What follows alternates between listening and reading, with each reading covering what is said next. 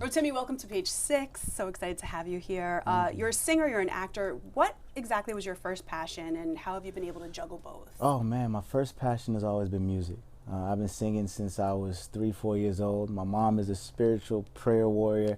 So when I was in the womb, she had a dream that Bob Marley had come to her and said, "Your son will finish my legacy." So at that particular time, when I started singing at 3, she was like, okay, we have to see this. And I'm first generation Nigerian, so you don't really get parents that say, I'm going to support the arts in the Nigerian household. It's either you have to be a doctor, a lawyer, an engineer, a dentist. So here comes the accent. Exactly. So yeah, it's always been my love. And acting came about when I graduated college.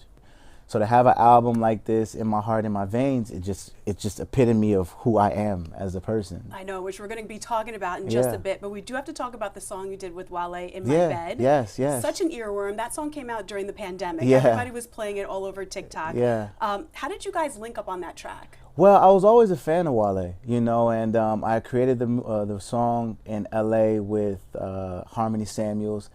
And when we recorded it, I thought it was going to be one of the biggest records in the world right when I did it, and I knew.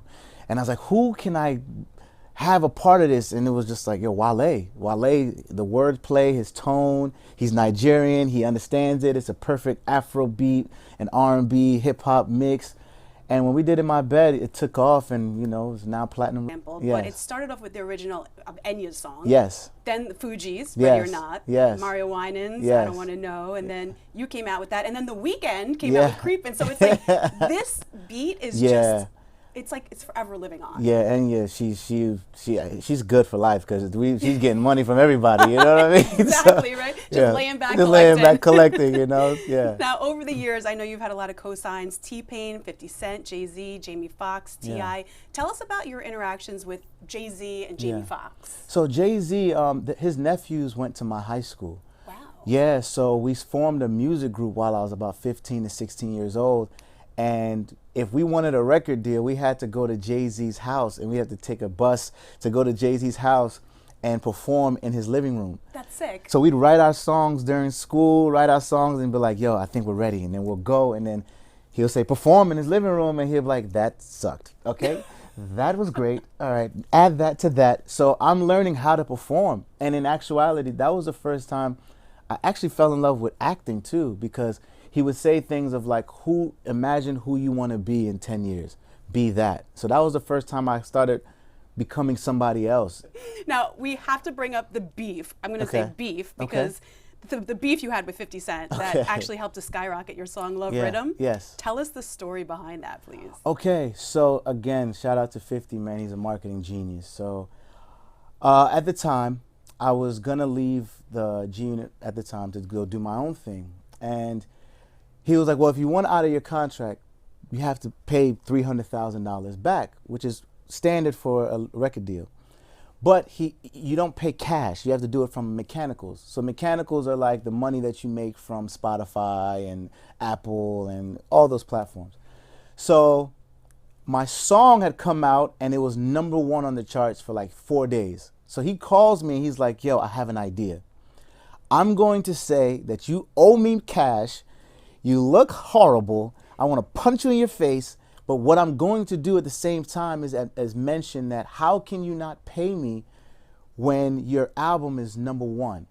And he said, I'm going to say that at least 25 times so people understand that you have a #1 album.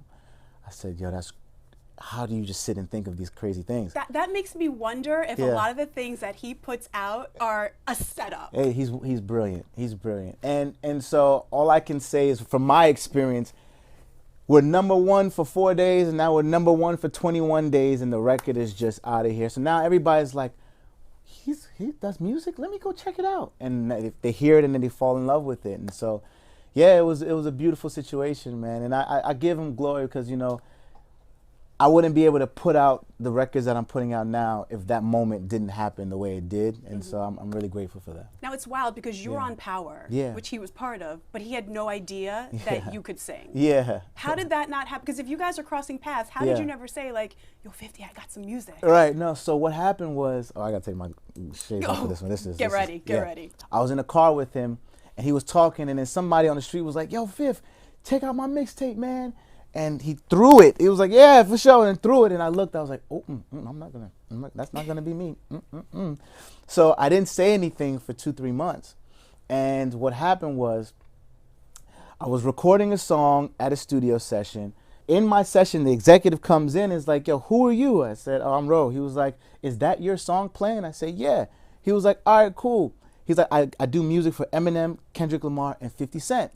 And I'm like, "Well, I'm on a new show with 50. I played Dre on Power." He was like, because the show hadn't come out yet. He was like, 50 talks about you all the time. All right, yo, come to the office tomorrow. Mind you, this is 3 months in. Come to the office tomorrow. So I go into the office, and I was late. So I'm thinking the world is over, it's done. At 2:15, 50 also walks in. So it's like, again, divine timing. Yeah, this whole thing played out. So 50 walks in, and he's like, "Yo, Ro, what are you doing here?" I'm like, "Well, Tony G brought me in here to play some music for him. I just got here." He was like, "Let me hear. You do music?" I was like, "Yeah." He's like, "Yo, you've been sitting next to me for 4 months. Why didn't you?" I was like, "Dog, I saw what you did 4 months ago to that guy." So, and that happened. I played it, and he played the song 50 times and literally gave me a record deal. And jumped on the song that night and put the song out, in the song called Lotto. And you have a role now in The Shy on Showtime. Yes. Tell us about that. It was supposed to be 2 episodes, ended up being the entire season. That's awesome. Yeah, so I'm Pastor Charles on The Shy. And the funny thing is, I'm smiling for the first time on TV in 10 years because I've played such an angry character the entire time. And now I'm being able to just be something else. You're able to be yourself. I can be myself you're a smiling bit. here. Yeah. You know, I'm closer to myself in this, and it feels really refreshing. So The Shy, thank you for that, Lena, and it's an incredible show. I'm excited for you guys to see this new season. It's a whole new rebrand, and it's really fly. Now, what's your dream role? My dream role is actually the role that I'm actually creating now. Which is? It's a movie called Foresight that we're working on. Okay. So can't talk too much about it, but Can you tell us what romantic, it's about a romantic comedy, but it's also just the story of 2 people from different walks of life falling in love and going through a lot of obstacles to get through it, and it's the 2 unlikely people that you would never think be in the same section or life, and they make it work, and I think it's really cool. So I'm excited for that. This is the first time I'm actually saying this, so you are a unicorn because you got that out of me. But yes, it's going to be really good, and it means a lot to me. So I'm excited. Does it relate to a personal experience? Yes, it does. Actually, the story, kind of a true story of me and my wife. Like, it's really kind of touching on, I'm touching on how elements of our situation that I think people are going to just be like blown away by. So basically, for this new project, we took it upon ourselves to really pay for everything ourselves. So we shot 18 music videos for the double album. That's insane. So me and Punch were just like, listen, we're not going to wait for anybody. We're going to do it ourselves and believe in ourselves and tell different stories for every single song. So the album's called In My Heart, In My Veins, and it's really what it is. It's really in my heart, in my veins. It's who I am. And giving stories of how you said I love me, see you, reminds you of, I thought that was your, yes, then that means step 1 is accomplished, you know? So I'm excited for it. We're going to be releasing a new music video every 3 weeks. So for the next 6 to 8 months, you guys are going to be able to hear and see new music all the time and new visuals, and we're going to promote it each time. But now you're basically dropping a double album. So it's like for the 2 years you've been gone, it's one for each year. Yeah, yes. But yet it's 2 different things. It's Afrobeats and then it's R&B. Yeah. So let's get into a little bit of that. So just as a man, I had to recollect myself and figure out who Rotimi truly is, right? And my fans have all been underserved musically. So for example, if they love R&B, they really don't care too much about the Afrobeat. If they love Afrobeat, they really haven't cared too much about the R&B. So I was like, let me just service everyone who loves me for different things. And also with the music videos, add the acting element as well. So you're getting every gift of mine. So Afrobeat, R&B, In My Heart is more of what I love growing up, the vibe, the R. Kelly, the Genuine, the Ushers, all those good music. in my veins is Afrobeat, my blood, who I am. So you're getting two sides of me, and then visually you're seeing my acting. So it's a full body, 9 songs out right now. You're gonna love every single one. And again, people say, do you have a single? And it's like, no. Like, I can look at you and figure out, okay, this is how she vibes, this is what it is. I think she'll love these 2-3 records. We have a song for every single person. And that was designed how me and Punch had put it together, where we wrote everything and we put it in a place where, let's just speak from my soul, you know? And so you get who I am Afrobeat, who I am R&B, and you get the acting side as well.